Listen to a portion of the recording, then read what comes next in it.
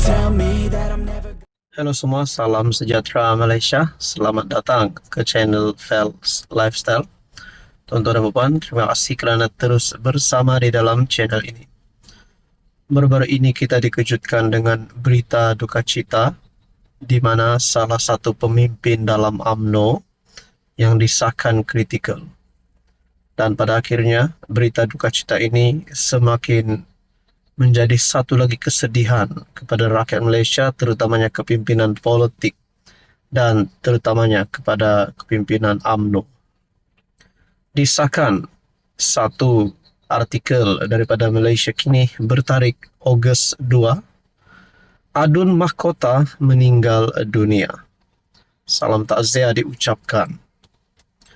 Adun Mahkota di Johor, Sharifah Aziza Syed Zain, 63. Meninggal dunia hari ini. Berita sedih itu disahkan Menteri Besar On Hafiz Ghazi sebentar tadi. Pemergian Datuk Sharifah atau lebih mesra dengan panggilan Umi amat dirasai kerana beliau merupakan seorang pemimpin yang senang didekati dan disayangi. Jasa dan bakti beliau untuk Johor, khususnya Dun Mahkota, tidak akan dilupakan, kata On Hafiz.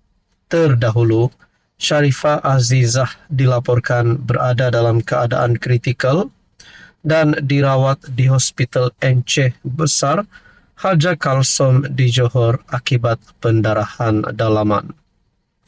Bagaimanapun, anak bongsu Nadia Abu Bakar kemudiannya menjelaskan bahawa ibunya berada dalam keadaan stabil. Kami bawa Umi ke hospital semalam kerana dia mengalami kesukaran bernafas. Ia bukan disebabkan oleh pendarahan dalaman atau kegagalan organ, katanya kepada Malaysia Kini. Sharifah Azizah memenangi kerusi Dun Mahkota pada pilihan raya negeri 2022.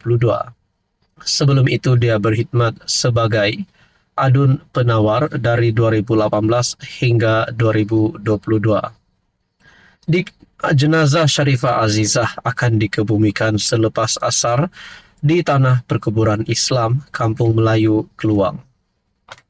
Ini pasti satu pemergian yang mengejutkan kepimpinan politik Malaysia.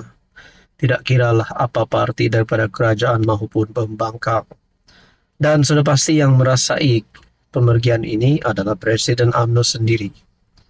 Zaid Hamidi sebelum ini juga telah membuat update terkini berkaitan dengan status Adun Mahkota Sharifah Azizah yang menurutnya sebelum ini agak kritikal.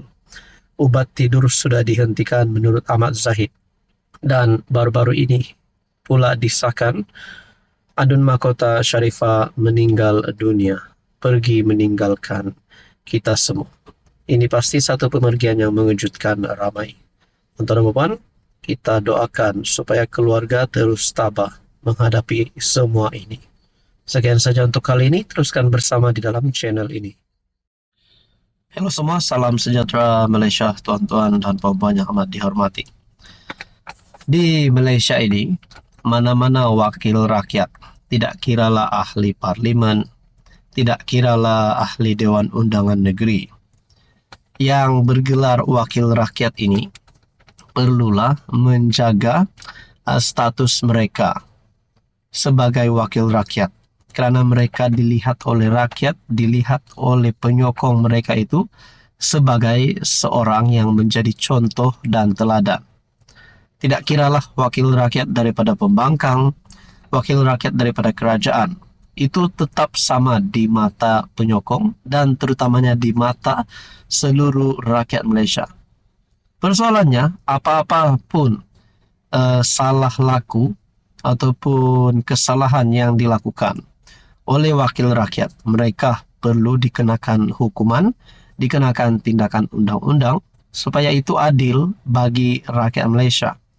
Janganlah pula oleh kerana mereka wakil rakyat, mereka tidak boleh dikenakan tindakan undang-undang. Berkaitan dengan ini, satu lagi adun daripada pembangkang ataupun adun PN yang sebelum ini pernah viral, di mana adun daripada pembangkang ini ataupun pembangkang hari ini, di mana sebelum ini Adun PN yang sebelum ini memapah wanita mabuk ke hotel. Dan ini update terkini case tersebut dikongsikan melalui Harapan Daily bertarik 31 Julai. Mangsa Rogol mengaku biasa tidur bersama Adun PN. Kalau benarlah perkara ini, bukankah Adun daripada PN ini perlu terus dipecat, perlu terus dilucutkan jawatan, kerana ini bukan menjadi satu contoh yang baik kepada rakyat Malaysia. Seorang wanita yang dirogol, rakan Adun Gombak Setia, Muhammad Hilman Idham, turut mengaku biasa tidur bersama wakil rakyat dari PN itu. Hal itu terbongkar menerusi alasan penghakiman yang menyaksikan Muhammad Zulfahimin Mazir 40 tahun dijatuhi hukuman penjara 13 tahun dan 2 sebatan oleh Mahkamah Session KL. Sehubungan itu, pemerhati politik Najib Bakar bertanyakan sama ada Hilman akan membuat laporan polis berhubung dakwaan wanita itu yang telah memberitahu mereka berzina. Dalam perbicaraan, rupanya dapat tahu mangsa ini adalah girlfriend Hilman. Biasa tidur bersama, biasa mabuk bersama. Hari kejadian itu, hari jadi mangsa, Hilman bawa dia celebrate. Nah, apa yang saya lihat di sini, Adun PN ini tidur bersama dengan wanita ini sesuai dengan dakwaan wanita itu, dan juga beliau juga biasa mabuk bersama. Maknanya Adun PN ini telah mengambil minuman alkohol ataupun arak yang sudah pasti perlu dijauhi oleh pemimpin-pemimpin politik, terutamanya wakil rakyat. Bila dah mabuk di tempahnya bilik hotel dan ditinggalkan mangsa dengan Zulfahimin, dia bagi jah girlfriend dia kat kawan sendiri. Sharing is caring quote. Amerika sungguh Adun PN ni rupanya ya, perlinya. Dalam masa sama, Najib menyarankan agar laporan kepada Jabatan Agama Islam berkaitan perlakuan terkutuk itu dibuat. Kalau Hilman tak lapor, kira betul lah kan. Kalau dah ni, boleh dah ni buat laporan kepada Jabatan Agama Islam terhadap Adun PN kerana berzina, tulis Najib Bakar lagi. Untuk rekod, orang ramai boleh memuat turun alasan penghakiman kes rogol yang membabitkan kenalan pemimpin PN berkenaan.